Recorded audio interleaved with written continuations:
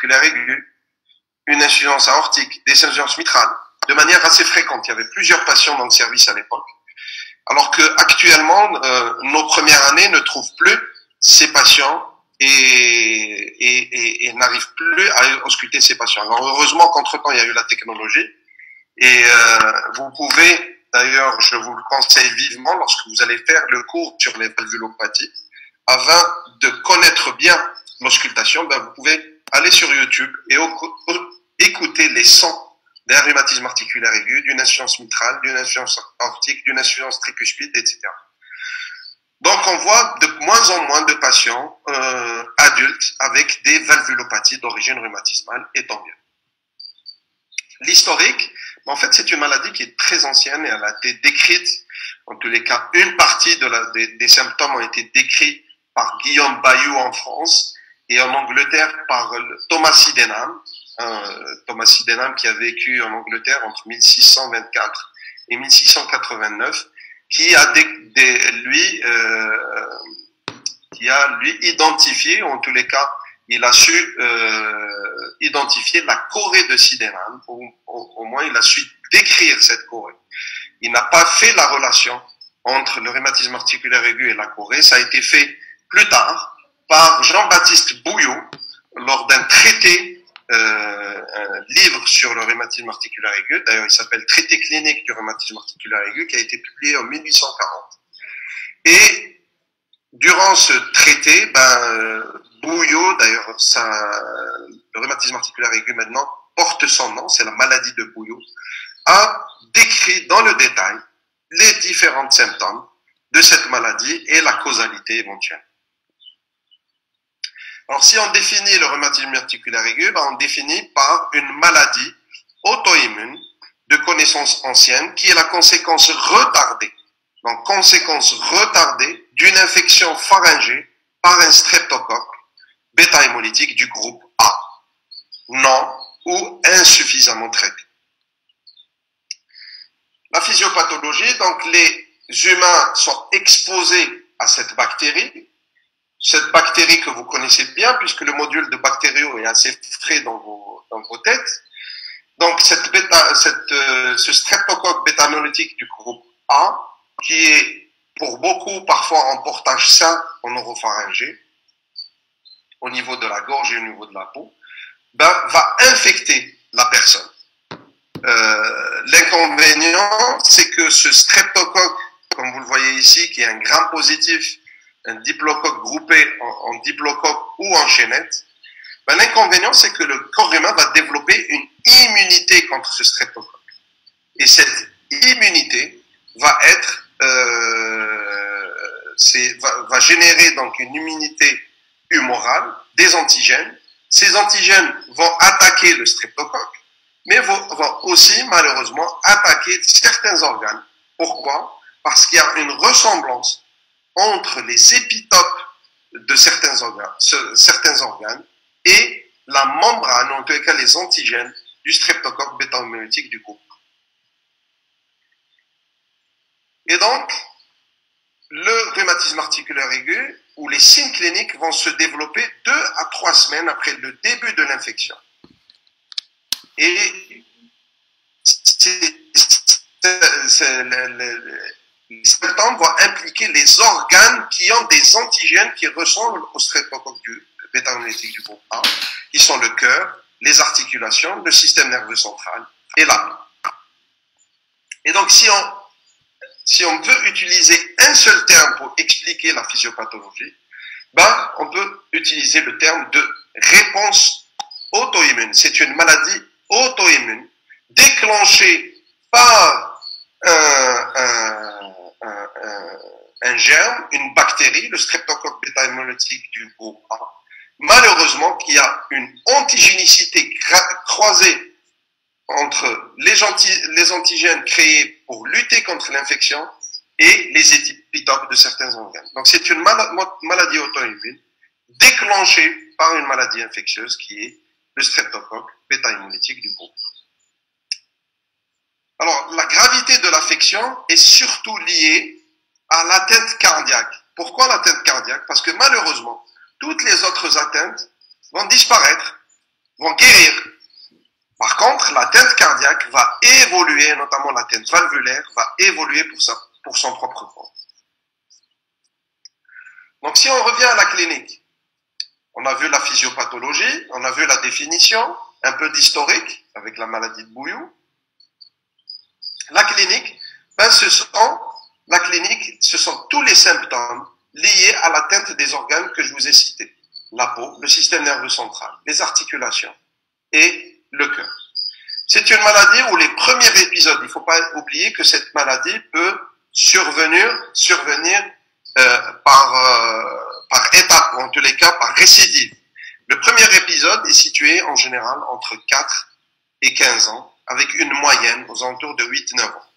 Le début est très souvent progressif, rarement brutal, 2 à 3 semaines après une pharyngite. Alors, il y a une combinaison de signes cliniques et de symptômes qui est nécessaire pour confirmer le diagnostic. Et les premiers signes, ce sont des signes bien sûr généraux. La fièvre qui est habituelle, quasi constante, elle n'est pas liée à l'angine puisque l'angine a disparu et parfois passe inaperçue. 2 à 3 semaines après l'angine, il y a réapparition d'une fièvre de 38 à 40, sans périodicité particulière, mais avec parfois des acmés au moment des poussées articulaires. Elle est importante pendant environ une semaine, puis décroît pour disparaître au bout de 2 semaines, maximum 3 semaines. L'atteinte articulaire chez l'enfant est au premier plan. Ce sont souvent des enfants qui vont consulter chez le pédiatre pour une articulation douloureuse, pour une arthrite. Elle représente les 2/3 des cas. Elle entraîne une polyarthrite typique, polyarthrite aiguë, migratrice et fugace, atteignant avec prédilection les grosses articulations. D'abord au membre inférieur, puis au membre supérieur. L'inflammation d'une articulation donnée dure le plus souvent 2 à 3 jours, mais parfois jusqu'à 8 jours.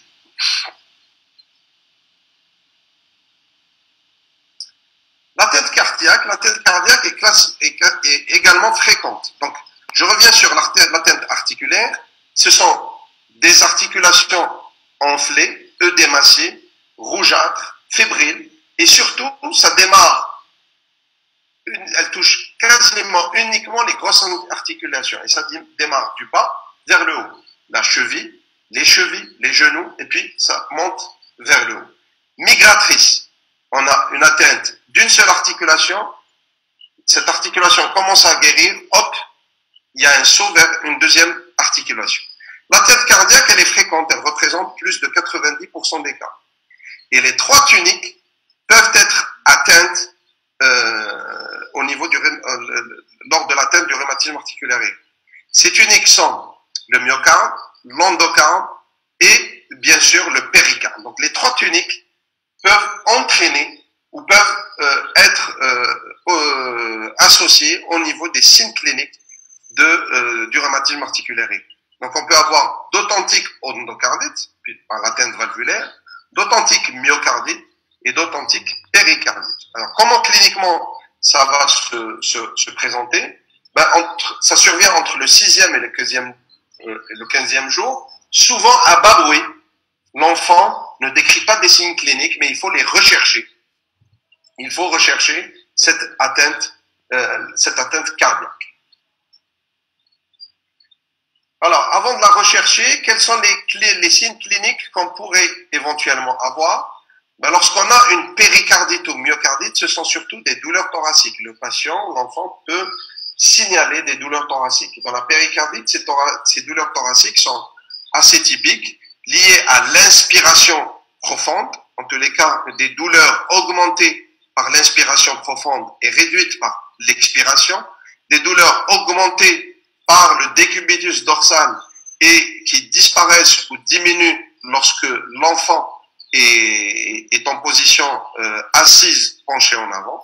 Donc c'est des douleurs qui sont en rapport avec soit l'inspiration et l'expiration, soit avec les mouvements.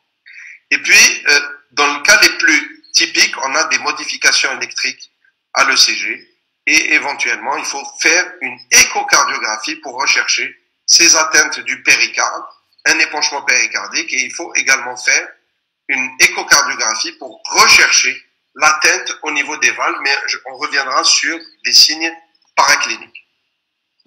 Donc on a vu l'atteinte articulaire, qui est une polyarthrite migratrice. On a vu l'atteinte cardiaque avec les 3 tuniques qui peuvent être atteintes, endocarde avec les valves, le myocarde avec la myocardite, et là dans les myocardites, lorsqu'on s'amuse à faire des enzymes cardiaques chez ces enfants, parfois on les retrouve élevés, qui signent la myocardite, la péricardite avec l'épanchement péricardique détecté à l'échographie, mais on en reviendra, et la peau, qui est également un organe qui peut être touché, ben ça nous donne cet aspect-là, assez typique, assez évocateur.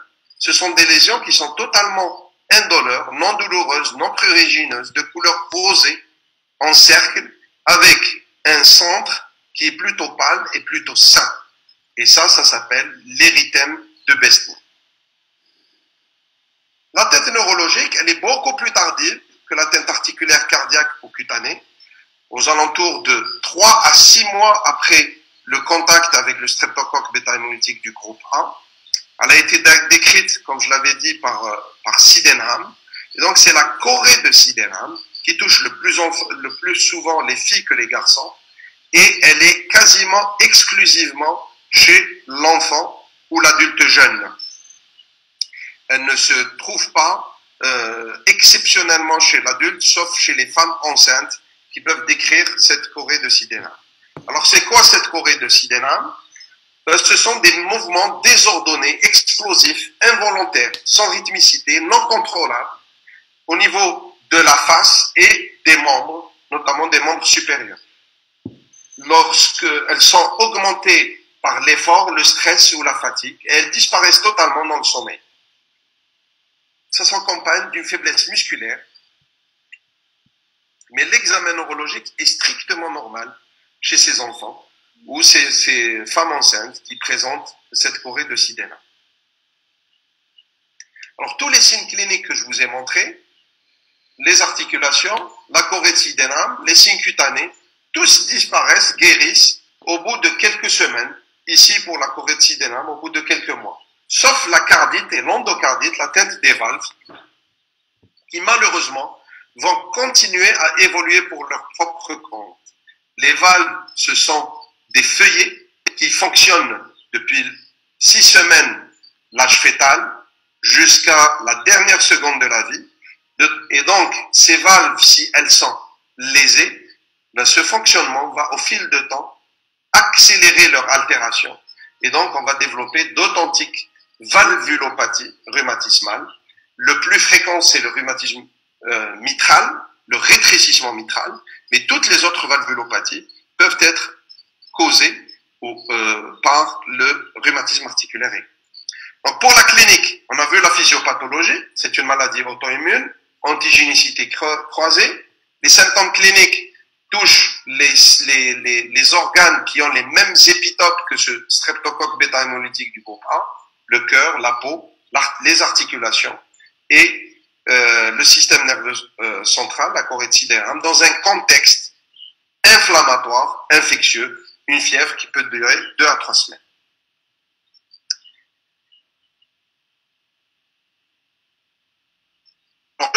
Pour le prouver, il faut un faisceau d'arguments. Donc, on a vu les faisceaux cliniques. Maintenant, il faut faire de la biologie.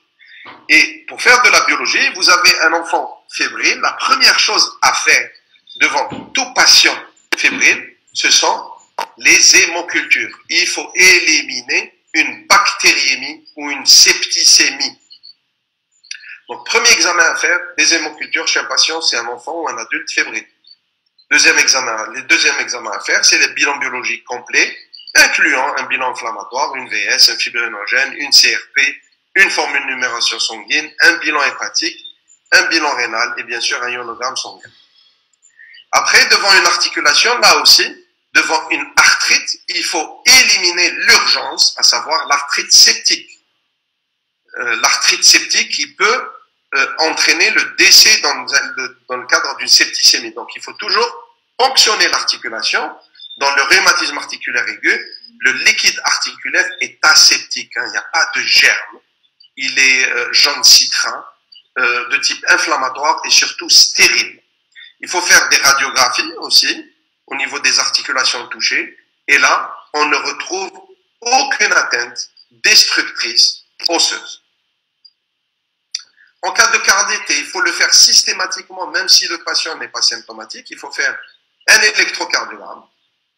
L'électrocardiogramme, on peut retrouver des signes de péricardite et vous allez les voir au cours de votre stage. Ce sont surtout des modifications de l'onde de T diffuses qui touchent tous les territoires, qui signent l'inflammation globale du péricarde.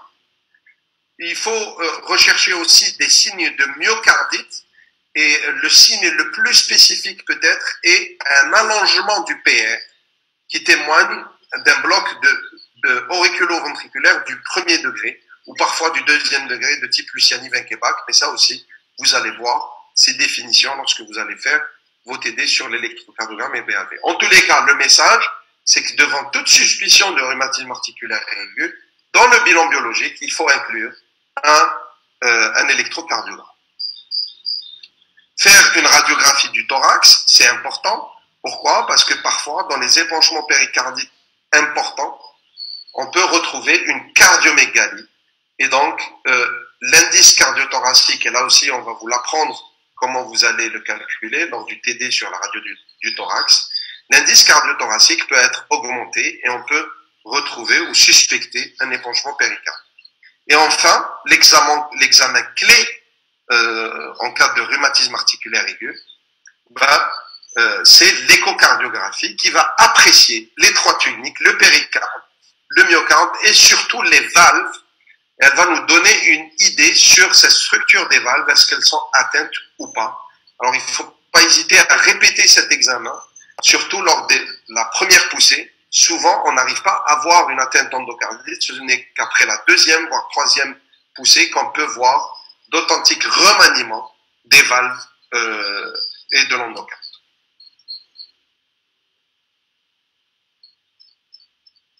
Alors après, il faudra aussi faire un examen qui va nous prouver l'infection par le streptocoque. Alors si on fait un prélèvement de gorge, je vous ai dit tout à l'heure, et vous l'avez étudié lorsque vous avez fait bactériaux, la majorité des sujets ont de streptocoque bêta-hémolytique en portage sain. Donc le trouver dans la gorge ne prouve pas systématiquement ou ne démontre pas systématiquement qu'il y ait infection ou une infection récente par le streptocoque bêta-hémolytique du groupe 1. Donc ce n'est pas un élément de certitude. Ce qui est un élément de certitude, c'est rechercher les anticorps contre ce streptocoque. Et ces anticorps sont appelés les ASLO. Et les ASLO sont présents dans quasiment la majorité des cas. Alors il faut faire attention parce que parfois lorsqu'on les dose un peu précocement, l'élévation n'est pas très élevée. Le taux n'est pas très élevé. Et donc ce sont surtout la cinétique des ASLO qui va nous démontrer ou qui va être la preuve d'un contact récent avec le streptocoque bêta-hémolytique. On parle d'ASLO positif supérieur à 200 unités, mais c'est surtout la cinétique. Donc on fait les premières ASLO lorsqu'on suspecte la maladie et on fait un deuxième dosage 15 jours après. Et si on voit qu'il y a une augmentation, une ascension, cela prouve qu'il y ait une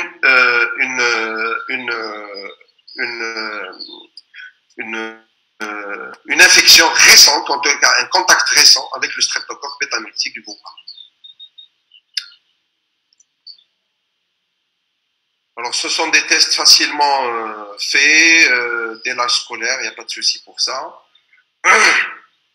Et donc si je résume, voici un tableau qui vous résume tous les examens complémentaires à faire devant une suspicion de rhumatisme articulaire. Et donc, on fait des examens biologiques, la formule, l'hémoculture, n'oubliez pas, le bilan inflammatoire, bilan hépatique, bilan rénal. On recherche les anticorps, les ASLO, et puis, on fait de la radiographie osseuse, ponction articulaire, ECG, radiographie du thorax et échocardiographie. Ce sont tous ces examens que vous allez associer à votre examen clinique pour dire est-ce que oui ou non mon patient a un rhumatisme articulaire aigu. Et c'est là où on revient au diagnostic positif. Le diagnostic positif est donc basé pas sur un seul élément, mais sur plusieurs éléments, sur un faisceau d'arguments. Et on parle de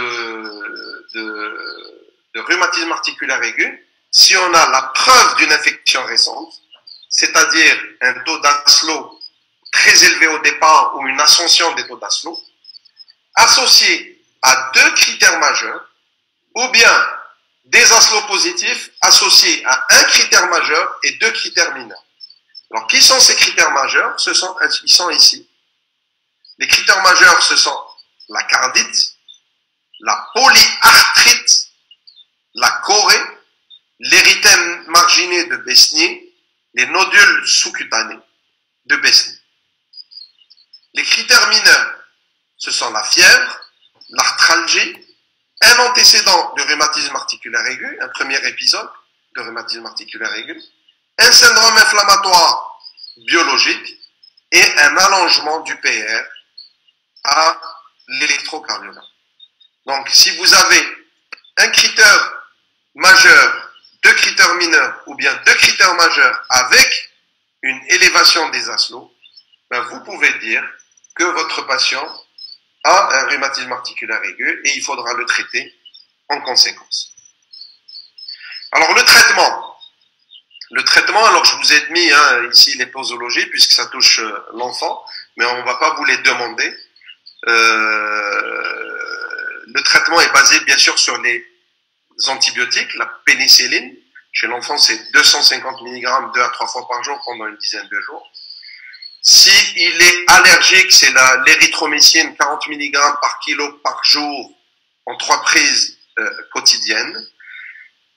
En prévention secondaire, c'est surtout l'extensiline, c'est la benzatine, benzylpénicilline G, et là c'est en fonction du poids. Inférieur à 27 kg, c'est 600 000 unités, supérieur à 27 kg, c'est 1,2 million d'unités. Une fois toutes les 3 semaines. S'il n'y a pas de cardite, c'est jusqu'à l'âge de 18 ans. En présence de cardite peu sévère, c'est pendant 10 ans, ou jusqu'à l'âge de 25 ans en général. En cas de cardite sévère, ce traitement peut être allongé, et pour certains, c'est parfois à vie. Donc voici le traitement globalement. Il faut savoir que chez l'enfant, lorsque la forme est clinique, au premier plan, est très importante, on peut adjoindre des corticoïdes au départ, puisqu'il n'y a plus de germes, il n'y a plus de bactéries, et on va traiter la réaction immunitaire par des corticoïdes pour un petit peu diminuer l'immunité de chez ces patients. La prophylaxie, il faut la débuter dès la fin du traitement curatif. La prophylaxie, elle est basée essentiellement sur l'extensiline. Bien sûr, en cas d'allergie, il faut faire appel au macrolide. Voilà pour le cours sur le rhumatisme articulaire aigu. C'est un cours qui concerne surtout la pédiatrie, les enfants. Chez l'adulte, nous, on va récolter, vous allez avoir des cours sur ça, surtout les valvulopathies d'origine rhumatismale. Alors, je vais m'arrêter ici pour voir un petit peu ce que vous avez comme remarque ou comme cours. Il y a des externes qui attendent. Les premiers venus sont les premiers servis. On peut trouver une atteinte neurologique sans atteinte cardiaque. C'est décrit dans certains cas, tout à fait. Certains enfants ont développé une cardite, une chorée de sidéname, mais par la suite n'ont pas développé de cardite, tout simplement parce qu'il y a eu un traitement sur le premier épisode uniquement. Il faut savoir que les cardites sont liées surtout à la récidive du contact avec le streptocoque bêta-hémolytique du groupe A. C'est pour ça que il est très important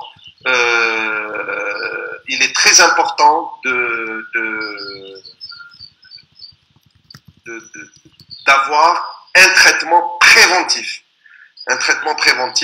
dès le premier épisode pour éviter la cardite.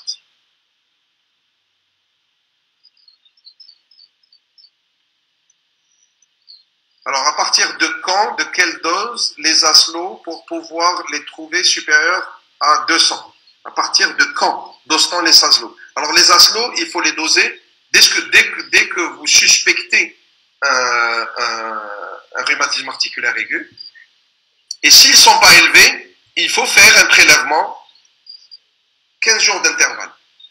Si ce deuxième prélèvement est élevé, ben ça veut dire qu'il y a eu un contact récent avec un streptocoque bêta-hémolytique du groupe A. Par contre, s'il reste non élevé, ça veut dire que ce n'est pas une preuve de contact et donc ce n'est pas un rhumatisme articulaire aigu. Ok. Donc, cette partie du cours est finie. Il n'y a pas d'autres questions. Alors, il y a le délégué qui me demande de vous nommer animateur. Je vais rajouter le reste des externes qui n'ont pas pu se connecter. Pour les gens qui n'ont pas pu se connecter, on va vous transmettre un enregistrement de la conférence. Ok. Donc, j'arrête mon partage et on passe à la deuxième présentation.